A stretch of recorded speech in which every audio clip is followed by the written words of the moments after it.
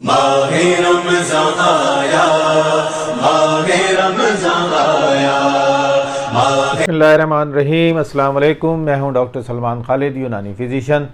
रमज़ानुल मुबारक की रमज़ान सीरीज़ में एक बार फिर आपका इस्तकबाल है। आज हम बात करेंगे how to maintain your body weight during Ramzan, यानी रमज़ान के महीने में आप अपने बढ़ते वज़न को कैसे रोक सकते हैं या वज़न को कैसे कम कर सकते हैं, इस पर हम बात करेंगे।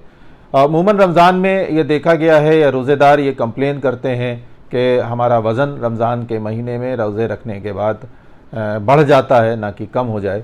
रमज़ान में हमारा वज़न क्यों बढ़ता है, ये भी अपने आप में एक बहुत बड़ा सवाल है और अक्सर लोग सवाल करते हैं कि हमारा वज़न बढ़ जाता है, और इसका जवाब भी हमारे ही पास है। जवाब कोई दूसरा नहीं देगा, हम खुद देंगे। और अपने आप का, अपने रूटीन को अगर हम गौर से देखें तो जाहिर है हम जिस तरह से हम लोग अपना रूटीन सहरी से और अफ्तार तक और अफ्तार से लेकर सहरी तक जो हमारा रूटीन है, ये ख़ास वजह है हमारे वज़न को बढ़ने की। रमज़ानुल मुबारक के बारे में ये कहा जाता है, ये कहते हैं कि रमज़ान जब रोज़े हम रखते हैं तो रोज़ा हमारी आँखों का रोज़ा भी होता है, रोज़ा हमारी ज़ुबान का भी रोज़ा होता है, रोज़ा हमारे पेट का भी रोज़ा होता है, रोज़ा हमारी आँखों का भी होता है। कुल मिला के हमारी पूरी बॉडी का, पूरे जिस्म का रोज़ा होता है। लेकिन और वो सिर्फ ना रोज़े की हालत में होता है बल्कि पूरे रमज़ान के महीने का होता है। इसलिए अब क्या होता है कि रमज़ान की हालत में हम हर चीज़ का रोज़ा तो रख लेते हैं, लेकिन हमारी आंतों का रोज़ा नहीं हो पाता है। आंतें हमारी, जिनको भी उसी तरह से आराम मिलना चाहिए जैसे रमज़ान में पूरी बॉडी को आराम मिलता है, आंतों को नहीं मिलता। वजह क्या है? वजह यह है कि सहरी से अफ्तार से लेकर के सहर तक हम इतना खाते हैं और उसमें इतना ऑयली और स्पाइसी खाते हैं और उसका रूटीन इतना बिगाड़ लेते हैं कि उसकी वजह से हमें ये प्रॉब्लम शुरू होती है। पहले पेट ख़राब होता है, इंडाइजेशन होता है, जिसका हमने पिछले व्लॉग में जिक्र किया था, और उसके बाद वज़न बढ़ना शुरू हो जाता है। तो वज़न बढ़ने का जो मेन कारण है, मेन वजह है, वो हमारी ग़िज़ा है जो हम अफ्तार से लेकर सहर तक इस्तेमाल करते हैं और उसके लेने का तरीक़ा, जिसकी वजह से हमारा वज़न बढ़ता है। तो आज के व्लॉग में इसी के ऊपर बात करेंगे। कुछ कैसे हमें अपने खान पान का कैसे लिहाज करना चाहिए, क्या खाना चाहिए, क्या नहीं खाना चाहिए, किस वक्त खाना चाहिए और उसकी क्या दवाएं हैं, इस पर बात करेंगे। व्लॉग थोड़ा आज लंबा होगा, लेकिन चूँकि ये बड़ा अहम मसला है, इसलिए गौर से सुनिएगा, आखिर तक देखिएगा। और अगर हमारी वीडियो पसंद आ जाए तो सब्सक्राइब ज़रूर कर लीजिएगा। बात शुरू करने से पहले एक टर्म यूज़ हो रहा है आजकल पूरी दुनिया में, और इस पर पूरी दुनिया में काम हो रहा है, वो है इंटरमिटेंट फास्टिंग। इसका नाम आप सब ने सुना होगा। इंटरमिटेंट फास्टिंग क्या होती है? उससे पहले इंटरमिटेंट फास्टिंग क्या होती है, उससे पहले मैं आपको अपने बारे में बताऊं कि 2 साल में तकरीबन 20 किलो वज़न हमने भी अपना कम किया। और उस वज़न को कम करने में ये सही है कि हमारे कज़िन, हमारे भाई डॉक्टर अब्दुल्ला साद सिद्दीकी, जो कि रियाद में मुकीम है, उनकी गाइडेंस में हमने अपने वेट को कम किया। लेकिन उस पूरी इलाज में, पूरी थ्योरी में, पूरी इलाज के अंदर जो सबसे अहम बात सामने आई, या उसके पूरे इलाज का जो सार था, वो सार था इंटरमिटेंट फास्टिंग का। इंटरमिटेंट फास्टिंग का मतलब ये होता है कि आपको सिर्फ 2 वक्त खाना खाना है, 24 घंटे में सिर्फ 2 मील लेने हैं, 2 वक्त खाना खाना है, और दोनों खानों के बीच में जो वक्फा होगा वो 15-16 घंटे, 14 से 16 घंटे के बीच का होना चाहिए। अब आइए रमज़ान को देखते हैं। रमज़ान का जो महीना होता है, जो हम रोज़े रखते हैं, तो इसमें भी हमको सिर्फ 2 खाने खाने होते हैं, एक अफ्तार और एक सहर, और उसी के साथ साथ जो वक्फा होता है वो होता है 14 से 15 घंटे का। तो ये जो इंटरमिटेंट फास्टिंग, जिसका फैशन पूरी दुनिया में आजकल फैला हुआ है, और इस पर न जाने कितनी रिसर्चेस हो रही हैं, कितना काम हो रहा है और लोग कितना फ़ायदा उठा रहे हैं, हम भी उसके मिसाल सामने मौजूद हैं। वो कुछ नहीं है, वो सिर्फ तो रमज़ान की थ्योरी है, हमारे रोज़े की थ्योरी है। तो अगर हम रमज़ान के महीने में रोज़ों को रोज़े की तरह रख लें तो न सिर्फ हम अपने वज़न को बढ़ने से रोक सकते हैं, बल्कि हम अपने वज़न को कम भी कर सकते हैं। इंटरमिटेंट फास्टिंग इसी को कहते हैं। हमें 2 वक्त खाना खाना है और 14 से 15 घंटे का वक्फा लेना है। खाने में क्या परहेज़ है, ये एक अलग की बात होती है। तो आज हम जो बात करेंगे, तो सबसे पहले हम खाने की ही बात करेंगे। हमारे 2 तरह के लोग होते हैं रमज़ान में। एक तो वो हजरात हैं जो अफ्तार करते हैं, उसके बाद रात में खाना खाते हैं और फिर सहरी खाते हैं। तो जो लोग ये 3 मील लेते हैं, उनसे मेरी गुजारिश है कि आप अफ्तार जो करें, अफ्तार करने के फ़ौरन बाद, यानी थोड़ा हल्का अफ्तार करें और उसमें बहुत ज़्यादा स्पाइसी चीज़ें मत लें, बहुत ज़्यादा ऑयली चीज़ें मत लें, तली हुई चीज़ें मत लें, हल्का आफ्तार खजूर से लेकर के शरबत करके मगरिब की नमाज़ पढ़ के और जितनी जल्दी हो सके आप अपना रात का खाना डिनर ले लें और उसके बाद आप रात के खाने से और सहर तक का वक्फे में फिर कुछ मत खाएं। कुछ लोग ऐसे होते हैं जो सिर्फ आफ्तार करते हैं और उसके बाद सीधे सीधे आफ्तार के बाद सहरी करते हैं, बीच में खाना नहीं खाते। उनसे भी मेरी गुजारिश है कि अगर आप आफ्तार कर रहे हैं और आफ्तार के साथ ही अपना खाना ले रहे हैं और रात में आप जो डिनर है आपका वो आप स्किप करते हैं, नहीं खाते हैं, तो ये भी बेहतर नहीं है। तो अगर आप आफ्तार के बाद और सहर के बीच में कुछ नहीं खाते, बेहतर है मत खाइए, लेकिन आप आफ्तार के साथ जो आपके डिनर है जिसमें रोटी भी होती है, सब्ज़ी है, दाल है, चावल है, गोश्त है, इसका इस्तेमाल ज़रूर करें। अक्सर ऐसा होता है लोग पूरे साल सिर्फ आफ्तार करते हैं और ज़ाहिर है आफ्तार में स्पाइसी चीज़ें होती हैं, तली हुई चीज़ें होती हैं, पकौड़ी, बैगन और इन सब तरह की चीज़ें होती हैं, लेकिन उसके साथ जो हमारा मील जाता है, यानी आप जो रोटी खा रहे हैं, सब्ज़ी खा रहे हैं, दाल, चावल, गोश्त, ये सब नहीं जाता है। इसलिए अगर आप खाना नहीं खा रहे हैं आफ्तार के बाद, तो आफ्तार के साथ आप खाने की अज्जा ज़रूर लें और उसके बाद आप सैर करें। अगर आप खाना खा रहे हैं तो थोड़ा जल्दी खाना खा लें, बेहतर ये होगा कि मगरिब की नमाज के फ़ौरन बाद खाना खा लें। दूसरी तरीके के लोग होते हैं जिनका रात की नींद, पूरे रमज़ान के महीने में नींद बिगड़ी हुई होती है, वो सोना उनका नहीं हो पाता है। उसमें भी दो तरह के लोग होते हैं। एक वो हजरात हैं जो सहरी आफ्तार के फ़ौरन बाद खाना खाते हैं, खाने के बाद इशा की नमाज़ के बाद सो जाते हैं, फिर सहर में उठते हैं और सहर में उठने के बाद फिर फजर की नमाज़, और उसके बाद अगर सोए तो घंटा 2 घंटा सो गए, उसके बाद वो अपने काम पे लग जाते हैं। वो ज़्यादा बेहतर लोग होते हैं। उनके लिए मेरी गुजारिश है कि आप अगर रात में जल्दी सोते हैं, यानी इशा की नमाज़ के बाद सो जाते हैं और सहर में उठने के बाद फजर की नमाज़ के बाद घंटा आधा घंटा आराम करके अपने काम में लग जाते हैं, तो आप जो हैवी ग़िज़ाएँ ले रहे हैं, आप जो भारी खाना ले रहे हैं, वो सहर में लें। और चूँकि आप जल्दी सो जाते हैं, इसलिए रात के वक्त आप अपना खाना हल्का कर दें, थोड़ी हल्की ग़िज़ा लें, लेकिन खाना ज़रूर लें। आप मगरिब के बाद फ़ौरन जो खाना ले रहे हैं वो हल्का लें, उसके बाद इशा की नमाज़ पढ़ें, फिर सो जाएं, फिर सहर में जो खाएं वो थोड़ा हैवी ग़िज़ा ले सकते हैं। आजकल एक नया फ़ैशन है जो हम लोग यहाँ पर लखनऊ में भी, हमारे यहाँ बहुत है और जगह पर भी है, ये गल्फ़ से आया है कि रमज़ान के महीने में लोग रात भर जगते हैं और दिन में सोते हैं। हालांकि ये सही नहीं है, सेहत के लिए बहुत ख़राब है। वज़न बढ़ने का एक ये भी बहुत बड़ी वजह है, बड़ा कारण है वज़न बढ़ने का कि रात भर जगते हैं और दिन में ज़ोहर की नमाज़ तक या उससे कुछ पहले तक सोते हैं। लेकिन अगर ऐसा आप कर रहे हैं तो आपको अपने ग़िज़ा पे ध्यान देना होगा। आप रात भर अगर जग रहे हैं तो आप मगरिब के बाद जो आप खाना ले रहे हैं, जो रात की मील ले रहे हैं, वो तो हैवी लें, लेकिन सहर में आप जो खा रहे हैं वो सहर का खाना आप थोड़ा हल्का खाएं, इसलिए कि उसके बाद आपको सोना होता है।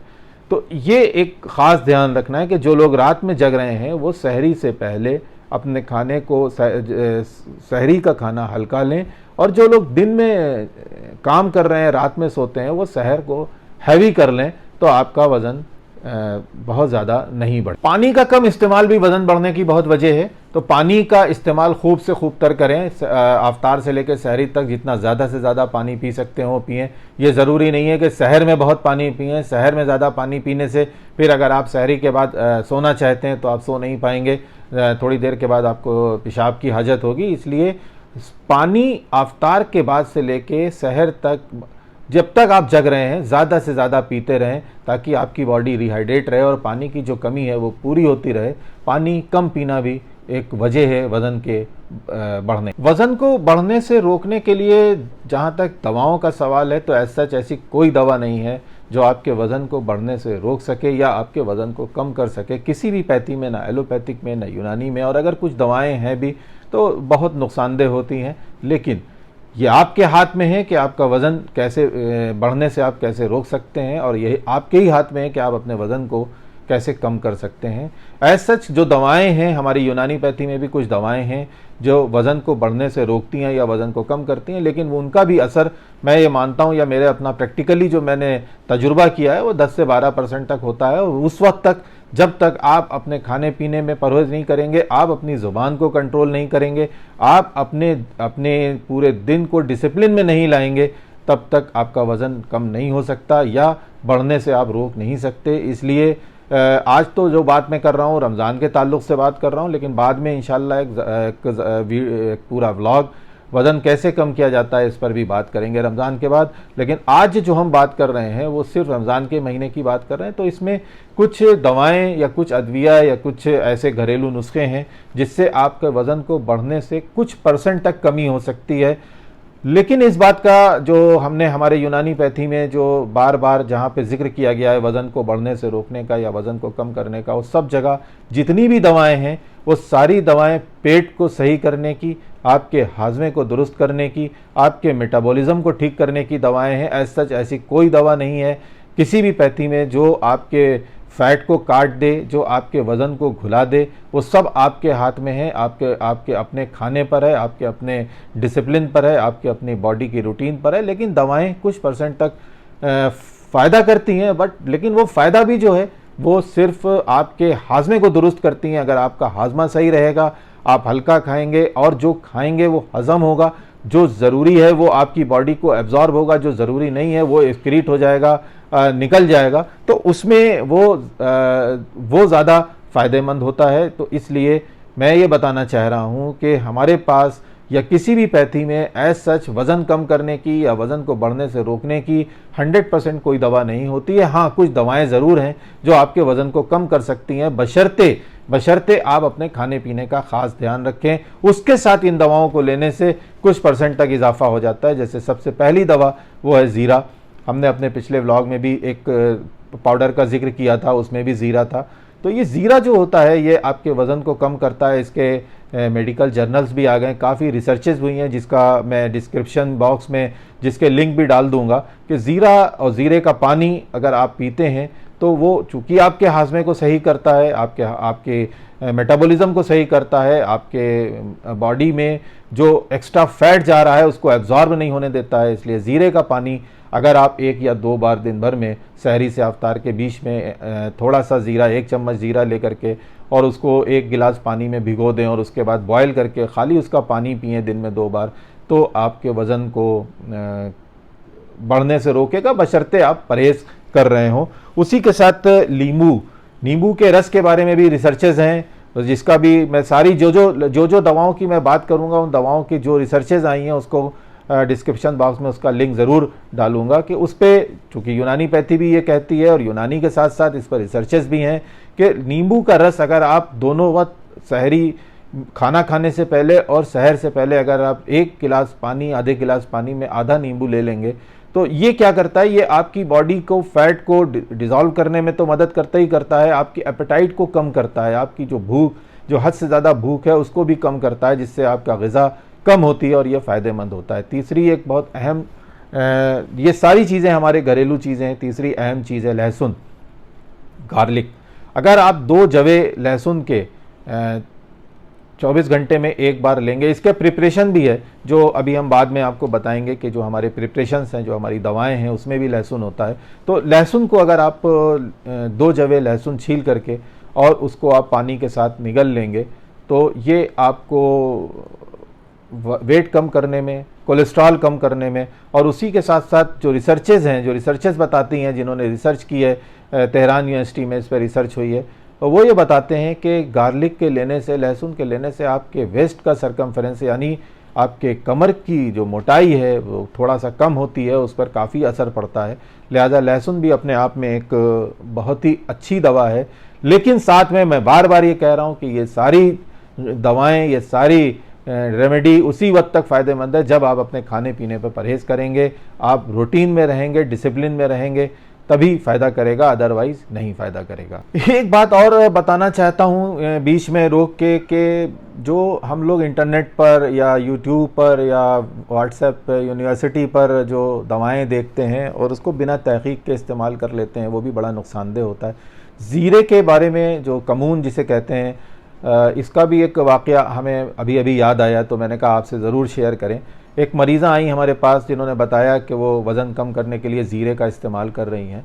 तो उनसे हमने पूछा कि आप क्या कर रही हैं, तो उन्होंने बताया, वो बताने से पहले ही उनके हस्बैंड साथ में थे और उन्होंने ये बताया कि साहब ज़ीरा ये इस्तेमाल ही नहीं कर रही हैं, बल्कि सज़ा के तौर पे मेरे पूरे घर को ज़ीरा पका रही हैं, ज़ीरा पिला रही हैं और ज़ीरा खिला रही हैं, और नतीजा ये कि हम सबको प्रॉब्लम हो रही है। हमने जब उनसे पूछा कि साहब आप बताइए कि आपने ज़ीरे का क्या कैसे इस्तेमाल किया, बोली मैंने कहीं पढ़ा था तो मैंने खाने में ज़ीरे का इस्तेमाल बढ़ा दिया। मतलब जो भी वो खाना पका रही हैं, ख्वाह उसमें ज़ीरा पर डालने की ज़रूरत हो या ना हो, उसमें उन्होंने ज़ीरा डालना शुरू कर दिया।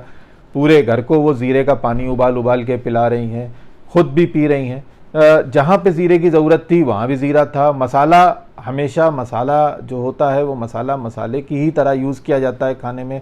अगर वो ज़्यादा यूज़ किया जाए तो ज़ाहिर है वो जहर भी हो जाता है। ज़ाहिर है उसकी टॉक्सिसिटी पूरे घर को थी। सबके ब्लोटिंग होने लगी, सबके पेट ख़राब होने लगे, सबके सीने में जलन होने लगी। तो उनको समझाया हमने कि अल्लाह की बंदी, ज़ीरा एक कम क्वांटिटी में थोड़ा सा अगर आप पानी में ले रही हैं या थोड़ा सा दवा के तौर पे ले रही हैं, अगर आप मसाले में इसी तरह से हर मसाला कोई ना कोई चीज़ में फ़ायदा करता है, चाहे वो हल्दी हो, चाहे वो सौंफ हो, अजवाइन हो, हर चीज़ की मिक़दार आप बढ़ाती चली जाएंगी तो खाने का वज़न भी, तवाज़ुन भी ख़राब होगा और पेट भी ख़राब होगा। लिहाजा इन सब चीज़ों को देखने के बाद एक बार रिसर्चेस जो हैं उसको ज़रूर पढ़ लिया जाए और उसके बाद किसी चीज़ का इस्तेमाल करें, उससे पहले मत करें तो बेहतर है। जहाँ तक मुरक्कबात दवाओं का या मेडिसिन का सवाल है जो वज़न बढ़ने से रोकती हैं या वज़न को आपके कम करती हैं, बशर्ते आप अगर खाने में अपने परहेज़ कर रहे हैं तो ये दवाएं आपको कुछ हद तक फ़ायदा करेंगी। उसमें सबसे पहला, और तीनों दवाएं ऐसी हैं जो पेट को सही करने के लिए, आपके मेटाबॉलिज्म को सही करने के लिए, आपके हाजमे को सही करने की दवाएं होती हैं। इसमें पहली दवा जिसका हमने जिक्र पिछले व्लॉग में भी किया था, सफ़ूफ कमून ख़ास, जिसमें सौंठ, अजवाइन, ज़ीरा, काला नमक और ये सारी चीज़ें होती हैं। ये जो कमून ख़ास है ये स्पेशली वज़न कम करने के लिए हम लोग देते हैं, लेकिन वही है कि ये आपके खाने को हज़म करता है। उसके साथ साथ खाने को हज़म करने के साथ साथ जो ज़रूरी अज्जा हैं वही एब्ज़ॉर्ब होते हैं आपकी बॉडी से। उसके अलावा जो एक्स्ट्रा फैट या और चीज़ें हैं वो निकल जाती हैं, उसको एब्ज़ॉर्ब नहीं करने देता है। तो ये बहुत फ़ायदेमंद होता है सफ़ूफ कमून ख़ास। इसी के साथ एक हम लोग एक गोली आती है हब्बे फहसलिम के नाम से। ये जो दवा है इसमें लाख होती है, लाख मर्जनजोश होता है, लहसुन है, लहसुन का एक्सट्रैक्ट है, नींबू के पानी में ये दवा बनाई जाती है, इसमें काला ज़ीरा भी होता है। अब जैसे मैंने लाख का जिक्र किया, तो अब लाख का मतलब ये नहीं है कि इस दवा में लाख पड़ी हुई है, तो लाख ऐसे ही हो जो लाख मार्केट में पेंट के लिए मिलती है या मोहर लगाने के लिए मिलती है, वो नहीं होती, बल्कि इसको लाख मखसूल कहते हैं। ये प्यूरीफाइड लाख होती है। इसको पहले प्यूरीफाई किया जाता है, इसको मुदब्बर किया जाता है, उसके बाद ये यूज़ होती है। इसलिए ऐसा ना हो कि आप हमारी वीडियो सुनने के बाद मार्केट से लाख मंगा करके और उसको लोग फाँकना शुरू कर दें। तो इस दवा में लाख को मखसूल करके उसको डाला जाता है। तो ये 2 गोली सुबह शाम खाली पेट में अगर ली जाती हैं तो ये भी, इसमें ज़्यादातर दवाएं वही हैं जो आपके मेटाबॉलिज्म को सही करेंगी या आपके कोलेस्ट्रॉल को कम करने के लिए इसमें लहसुन होता है, और इसके साथ साथ इसमें मर्जनजोश एक दवा है वो डाली जाती है, ज़ीरा है, नींबू के पानी में बनाई जाती है। तो इन सब चीज़ों से फ़ायदा होता है। और एक दवा जो बहुत मशहूर है, सारी दुनिया के यूनानी अतिब्बा उसको इस्तेमाल करते हैं, वह है अर्क ज़ीरा। अर्क ज़ीरा एक ऐसी चीज़ है जिसमें 3 चीज़ें पड़ी होती हैं। सौंठ होती है, ज़ीरा, काला ज़ीरा और सफ़ेद ज़ीरा होती है, सौंठ होती है, अजवाइन होती है, जिसका अर्क निकाला जाता है। ये 4 चम्मच सुबह शाम अगर आप पीते हैं, बशर्ते खाने में आप परहेज़ अगर कर रहे हैं, बशर्ते आप रूटीन के साथ खाना अपना खा रहे हैं, तो ये बहुत फ़ायदेमंद होता है और आपके वेट को मेंटेन रखने में और आम दिनों में वेट को कम करने में भी बहुत फ़ायदेमंद होगा। तो आज के हमारे वेट लॉस के इस व्लॉग का सार ये है कि अगर हम रमज़ान में अपने आंतों का भी रोज़ा उसी तरह से करें जैसे रमज़ान में हर चीज़ का रोज़ा होता है, मतलब खाने पीने का ख़ास ख्याल रखें, बहुत ज़्यादा ऑयली स्पाइसी चीज़ें मत खाएं, रूटीन में खाएं, वक्त पर खाना खाएं, वक्त पर अफ्तार, ज़ाहिर है अफ्तार और सहर का वक्त होता है, लेकिन खाने के वक्त को अगर हम अफ्तार के साथ खाना खा लें, जितनी जल्दी हो सके रात का खाना खा लें, वो ज़्यादा बेहतर होगा। और ज़्यादा ऑयली स्पाइसी चीज़ें मत लें। ये जो दवाएँ बताई हैं, ये दवाओं का अगर आप इस्तेमाल साथ में करते रहेंगे तो आपका वज़न बढ़ेगा नहीं, कम भी हो सकता है, बशर्ते आप इस थ्योरी पर, जो इंटरमिटेंट फास्टिंग की थ्योरी जो बिल्कुल रिजेंबल करती है रमज़ान के महीने से, उस पर अगर हम वर्क कर लें और जो हमारा 14 घंटे 16 घंटे होते हैं उसमें सिर्फ 2 मील लें, पानी खूब पीते रहें, तो उससे मीठी चीज़ों का परहेज़ करें, तो उससे हमारा वज़न इंशाअल्लाह नहीं बढ़ेगा और हो सकता है कि वज़न 3-4 किलो आपका कम भी हो जाए इस रमज़ान के महीने में। ये महीना इसमें हम इबादतें कर रहे हैं, मसाजिदों में जा रहे हैं। 2 साल के बाद हमको मसाजिद में जाने का मौका मिला है। लेकिन एक बात का गुजारिश करनी है कि कोरोना अभी ख़त्म नहीं हुआ है, कोरोना अभी भी मौजूद है। इसलिए जो आप मसाजिद में जब जाएं या लोगों से जब मिलें तो सोशल डिस्टेंसिंग और मास्क का परहेज़ ज़रूर करें, मास्क का एहतमाम करें। जो प्रोटोकॉल हैं कोविड के उसका एहतमाम ज़रूर करें, इसलिए कि रमज़ान का महीना अभी 20 दिन बाकी हैं। हमारे लिए बहुत अच्छा है, हमें कोई भी हमारी सेहत ख़राब ना होने पाए, हमको ज़्यादा से ज़्यादा इबादत करने का मौका मिले। इसलिए हमें अपनी सेहत का ख्याल भी रखना है और अपने आप को बचा के भी रखना है। हमारी अगली वीडियो इंशाअल्लाह, जो अगला व्लॉग होगा वो हीट स्ट्रोक पर होगा। और अपनी खुसूसी दुआओं में हमें भी याद रखें। बहुत बहुत शुक्रिया।